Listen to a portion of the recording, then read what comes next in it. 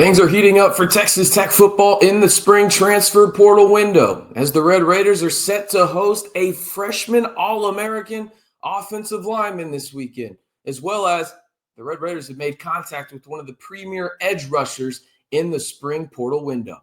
Hey, how's it going, everybody? It's RC Maxfield here for the Back to 12 podcast, and let's just jump right into this one because there is a lot to discuss when it comes to Texas Tech football and this weekend. And we will start, with who they contacted. And you see it on your screen right there. It is Eddie Walls III. He has received interest per his agency from the following schools you can see on your screen according to the portal report. So nice that they named Baylor twice. I don't know, but it's okay. Sometimes you overlook things sometimes. Regardless, doesn't matter. Texas Tech has contacted the Florida International edge rusher. We'll look at his stats right now. See him on your screen, and they're not going to pop, right? But the thing that really shows here is the sacks. And when you think about this spring portal window, Texas Tech has already landed arguably the best edge in really this whole portal cycle, whether it was in the winter or whether it was in the spring, in David Bailey from Stanford, right? Like, we know that guy is a premier edge alongside Romello Height, another transfer, this time from Georgia Tech. Texas Tech is looking to add another potential edge in the sense that when you look at some of the guys coming into that room this season for 2025, some of them are injured. They're coming off injuries or they haven't had a chance to really produce at a high level just because the role hasn't been there, right? So they want to add another potential veteran edge here. Maybe it's Eddie Walls III. Maybe it's somebody else. Again, the stats don't pop, right? 30 total tackles, but 5 sacks. That's solid. He wouldn't be a starter if he did come to Texas Tech. He would be more of that guy, hey, pin your ears back. Let's get after the quarterback in certain situations. And a guy that obviously has some very highly touted measurables, 6'4", 250, bendable on the outside, can also, have a little agility, have some power there too. He would be a solid backup edge and add some quality depth to the Texas Tech edge group if he were to commit, to Texas Tech. All right. The next one, though, that we're going to talk about is a guy that he's got me excited. And little groundwork here. I said on the Scarlet and Black Insider last week that there were 4 positions that I think Texas Tech would target in the spring portal window.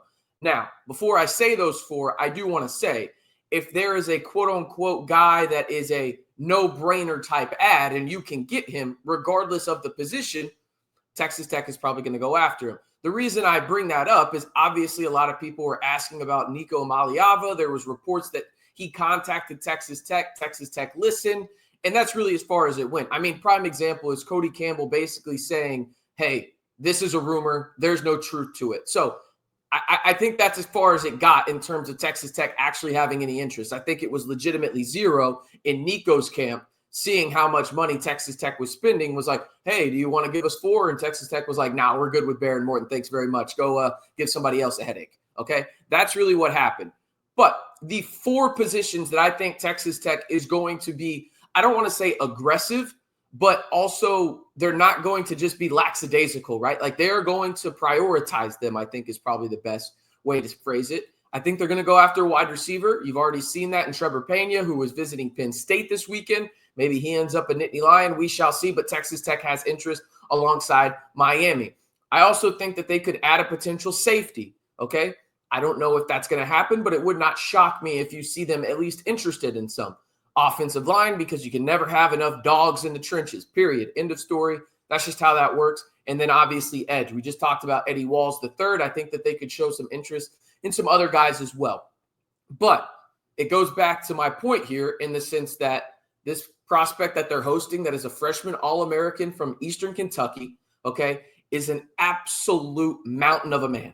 Okay, just a mountain of a man. You see the specs on your screen right now. I say specs, measurables on your screen. He's going into his sophomore season. He is 6'5", 355 pounds. His name is Tyrell Green, originally from Toledo, Ohio. He is currently, at the time this video is being released, which is Friday, April 18th, on campus out in the 806, and he is a high priority for Texas Tech.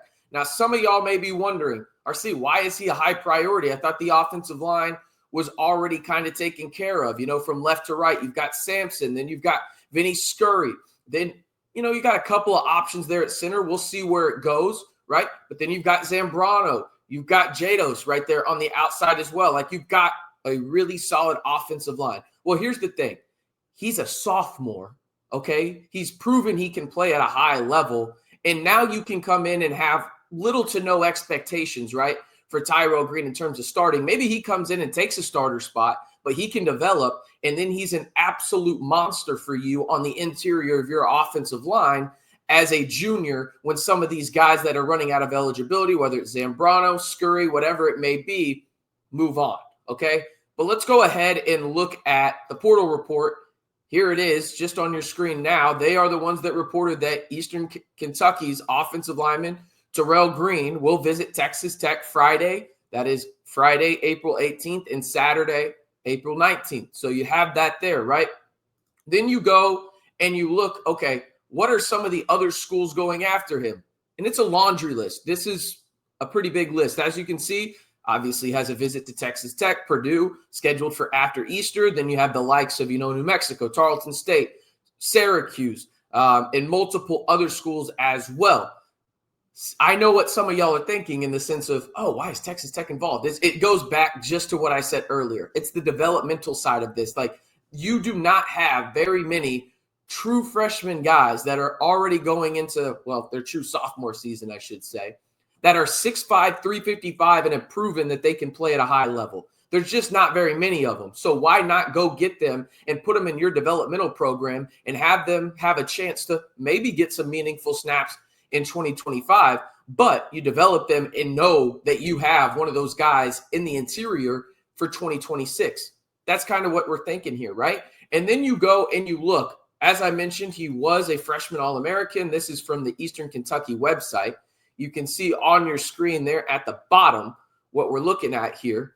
It says, up front, Green earned the selection along with 5 other freshman offensive linemen from the FCS while being the lone selection at the position in the UAC. The first-year product from Toledo appeared in the 13 games, starting 10.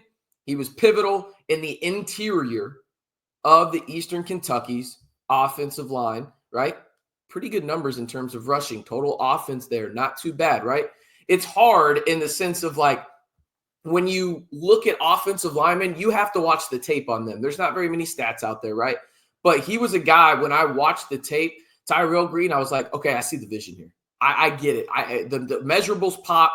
There's some film that pops as well. Like, he is a guy that I get it, and I understand why this coaching staff is going after him. And listen, Texas Tech has a proven track record specifically in this portal where if they get the guy on campus first, they don't let him go to their next visit. Now, is that going to happen with Tyrell Green? I don't know, but I can tell you this. Texas Tech thinks that he's a priority enough to get that first visit.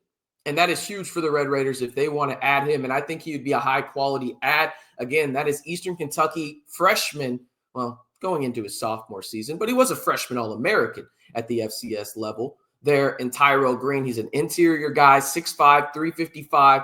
He is on campus at the time of this recording, which is Friday, April 18th. And who knows, maybe we hear some positive reports from him and his official visit out to the 806. The other name to monitor is Eddie Walls III. It sounds like he's actually going to visit somewhere else this weekend, but maybe he comes in for a Texas Tech visit, but they've at least been in contact with him. But those, again, are the 4 positions, as I mentioned previously in the video, that I think Texas Tech are at least prioritizing in the portal, starting with wide receiver, most notably in the slot, then a safety, offensive line, and then edge. I think that those are the 4 positions to watch.